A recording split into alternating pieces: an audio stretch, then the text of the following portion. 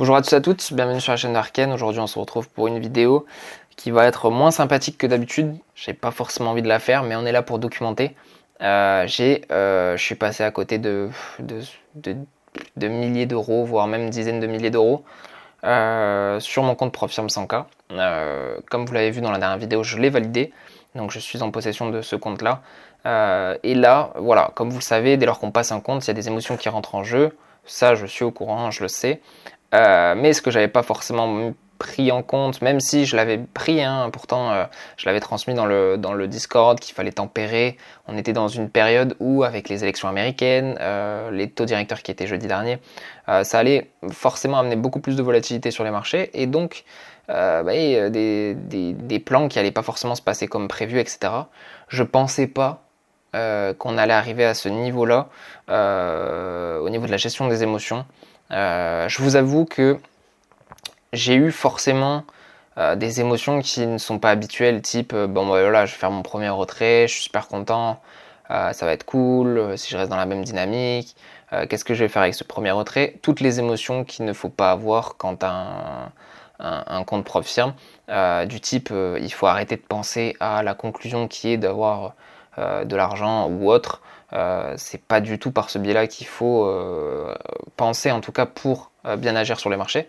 Il faut se détacher du côté monétaire, du côté financier de la chose, et plutôt d'agir au final juste en tant qu'un mec qui clique sur un bouton acheter ou vendre sur les marchés et avoir des plans avec des grosses probabilités de réussite, être patient et au final gérer ses émotions, quoi, comme je faisais d'habitude. Sauf que là, je sais pas pourquoi, beaucoup plus d'émotions qui rentrent en jeu et surtout un plan avec de grosses convictions. Okay. Il faut savoir que le BTC, comme je vous mets à l'écran, je vous le mets pas à l'écran tout de suite, je vous le mettrai juste après.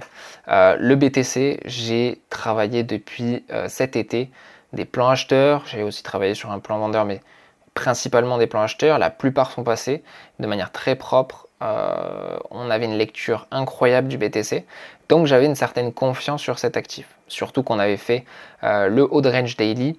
Je peux pas vous le mettre à l'écran parce que j'aimerais bien vous faire le reveal. Et on avait fait du coup des zones très intéressantes sur le BTC. Regardez comment je me bataille sur le groupe privé pour travailler cette zone-là. Je vous montre la zone. Ici, c'est la zone des 68 300 que je cherchais à acheter. Après un repli, après avoir trouvé le haut de range 73 700, on a eu un repli que j'attendais, qui arrivait dans une zone qui m'intéressait, une zone où il y avait beaucoup de convergence qui allait dans le sens acheteur. Je mets en dehors de tout ça les annonces économiques et les élections américaines, vraiment.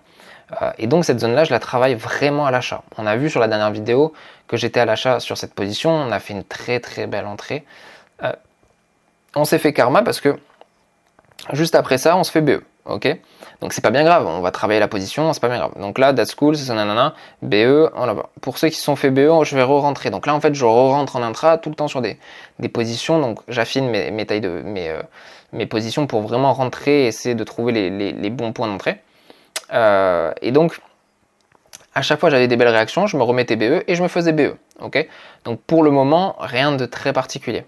Sauf qu'après avoir fait pas mal d'achats, au final c'est un peu épuisant d'envoyer tout le temps des trades sur le groupe et de mettre des positions, même si c'est des positions swing. À chaque fois je me faisais BE et je devais repartir parce qu'en fait il y avait une volatilité assez importante, sans doute au vu des élections américaines. Et donc j'aurais dû mettre un SL beaucoup plus large, ce que je n'ai pas fait. Au final je me fais SL parce que mon SL était vers les 68 800. Ok, je me fais SL et là je me réveille le matin et j'ai ça. J'ai ça sur le BTC, donc si je vous montre ici à l'écran, on a ça. Si je vous mets en daily, vous allez mieux y voir. On a une bougie qui est aberrante, qui casse les... En fait, le plan initial au final, parce que le TP1 était vers les 73, donc les derniers ATH, et le TP2 vers les 85 000. Ok, donc on aurait fait une perf de malade. Ok, mais voilà, je me fais SL bêtement dans la nuit sur les 68 800, donc les 68... Non, c'était même pas les 68 800, c'était combien? Je sais plus ce que c'était, mais c'était ici là, 67, 66 800, mon SL. Donc je me fais piéger, mais vraiment bêtement, sur une mèche, et après ça part sans moi. Et donc là, la frustration, elle était énorme, parce qu'en fait, c'est pas une perte en soi, même si j'ai pris un SL dans le lot, etc. C'est surtout la plus-value latente que j'aurais pu avoir, ou les plus-values que j'aurais pu espérer à travers ce plan, et juste parce que j'ai eu une mauvaise gestion, une mauvaise gestion du risque, parce qu'en fait se mettre BE trop tôt ça sert à rien, surtout sur des plans journaliers, et donc en fait le fait de pas vouloir perdre sur ce compte là, parce que je viens d'avoir la prof firme, parce que je me dis qu'il faut être tranquille, parce que c'est les actions, etc., au final ça s'est retourné contre moi, et du coup je suis pas rentré dedans, et ce trade là il m'a amené une frustration que j'ai jamais eue depuis très très longtemps. Depuis très très longtemps, je pense depuis février ou mars dernier, j'avais jamais eu autant d'impact sur mes émotions. Et ça m'a mis vraiment dans une situation où tu te lèves le matin et tu vois cette bougie-là. Tu vois presque 10-15%, et après impossible de re-rentrer. Impossible de re-rentrer. Et en sachant que ton plan, c'était d'aller chercher les 85 000, ce qu'on a fait facilement. C'est hyper frustrant. Et donc, en fait, sur ce temps-là, j'ai mis du temps. J'ai mis du temps à me dire, bon, mais voilà, c'est pas grave, t'es passé à côté du plan, t'as fait des erreurs, apprendre ces erreurs-là et tu les feras pas au prochain. Là, j'ai commencé à me dire, ouais, mais non, faut que j'aille sur d'autres plans. Un peu le revenge trade. Je commence à trader en journalier. Voilà, donc que des erreurs basiques. Donc là, je me suis ressaisi, il n'y a pas de problème là-dessus. Mais du coup, dans le groupe, voilà, j'ai envoyé 2 trades, par exemple, 2 plans et encore une fois, à chaque fois, c'est des plans qui se passent à quelques dollars près ou autre. Typiquement, sur le gold, j'ai un plan acheteur. On fait l'entrée à 2640, on fait 2643. Et là, je mets à 3 points près. Pourtant, ça a été donné sur le groupe et c'était propre. Si on va sur le gold, ici, donc je vous en parlerai après. Ici, vous voyez 2643.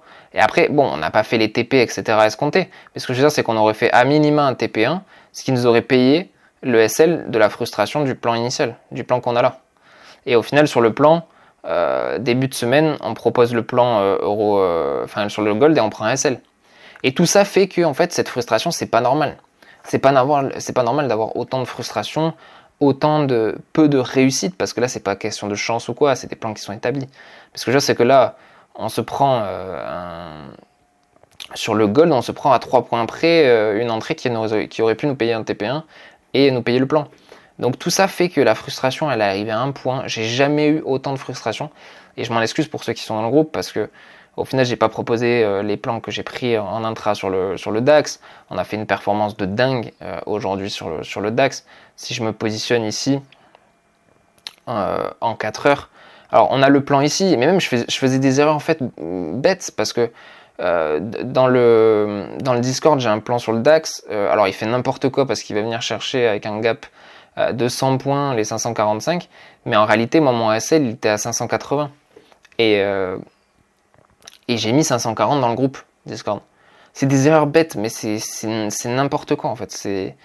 Et cette mauvaise gestion fait que c'est déplorable. Mais bon, dans tous les cas, c'est pas bien grave au vu de la performance qu'on a fait sur les semaines précédentes. C'est pas grave, il n'y a rien de grave. Mais c'est juste que ça montre que un seul trade, un seul plan qui a été mal géré peut affecter beaucoup d'autres. Et il faut se reconditionner, retransformer au final sa vision du trading pour se remettre dans la bonne marche. Et on peut voir que par exemple au final sur le DAX, j'ai pris un intra sur les 500, je vous mettrai à l'écran, mais qui est incroyable au niveau de la perf. Si on descend ici sur les UT15, mais tout ça j'ai pas su le poster en fait au final sur le groupe, parce que j'étais trop... j'ai pris une position ici aussi, là, et une ici, là. Donc toujours en intra, on voit qu'on a un gap de 200 points. Là, on vient chercher le premier break UT5 qui est dans une zone qui était intéressante en H4 avec la MM50 et beaucoup d'autres zones. Donc là, on vient chercher, on se met BE, on reprend pas les 50% ici. Donc le flux reste baissier, on casse les plus bas du jour. Et là, on vient chercher encore une fois un break de UT5 pour refaire un intra. Au final, ça part un peu en forme de Tass and Hands. Je sais pas si tout le monde... bon, je l'ai très mal dit sans doute, mais ici, tu as juste à prendre le report. Ça, c'est juste une analyse technique. Hein. Tu prends ici le report de la mèche et tu avais en gros un TP qui était assez viable ici, sur la cassure. Donc tu prenais un TP ici, après tu laisses courir le reste en swing, quoi. Parce que là, on a des belles dégradations en Europe.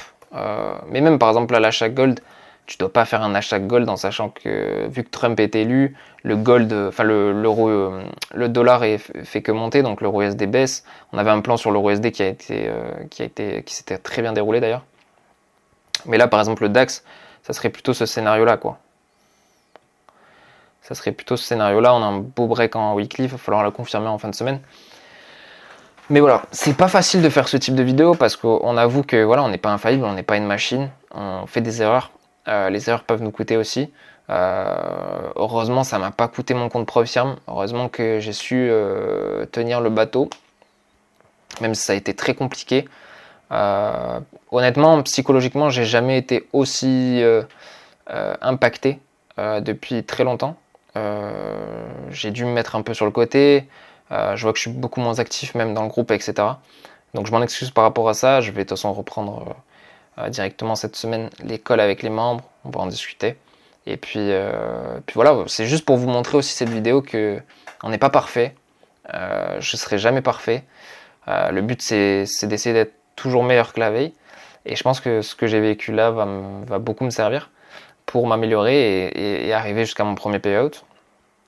Dans tous les cas, voilà, moi mon but à travers cette chaîne, c'est pas de vous montrer non plus que des réussites, c'est aussi de vous montrer des échecs.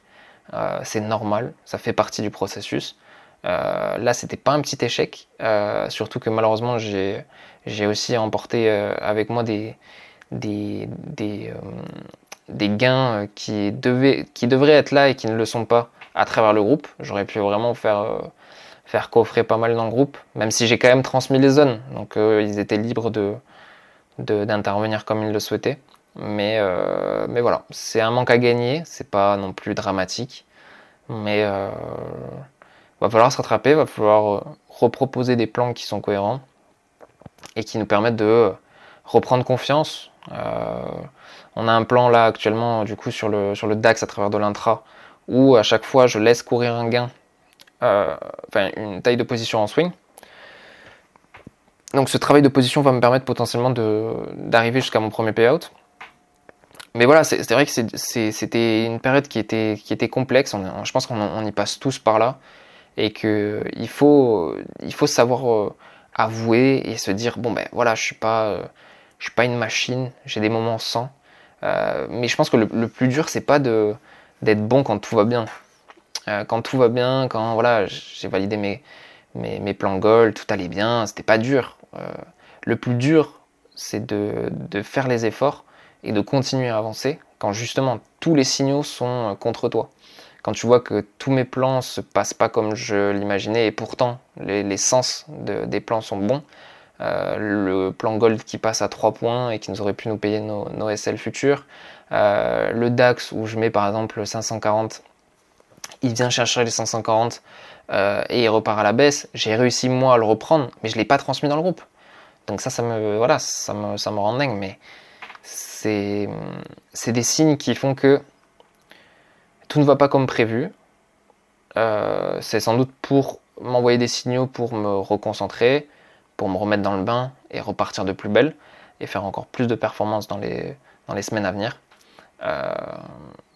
Mais voilà, faut passer par là des fois. Et puis c'est quand c'est dur où on voit vraiment ceux qui vont aller loin, ou en tout cas ceux qui vont s'améliorer de jour en jour. J'ai déjà énormément appris cette année. Il me reste qu'un seul objectif, c'est celui de faire le payout. Je vous remercie d'ailleurs parce qu'on a passé les 1000 abonnés. Et je vous invite à m'envoyer des commentaires si ce type de vidéo vous plaît, parce que c'est vrai que c'est pas facile à faire. Quand on est dans le mal, on n'a pas forcément envie de s'exposer ou de présenter ses échecs. Mais voilà, ça fait partie du jeu.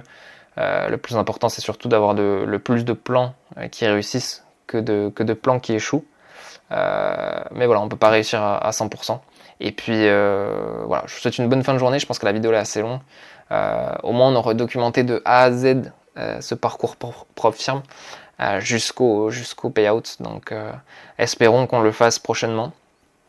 Et puis, de toute façon, On va sans doute développer aussi sur YouTube de plus en plus d'analyses pour rester encore plus focus et en contact avec vous directement et la communauté. Allez, je vous souhaite une bonne fin de journée. Ciao, ciao.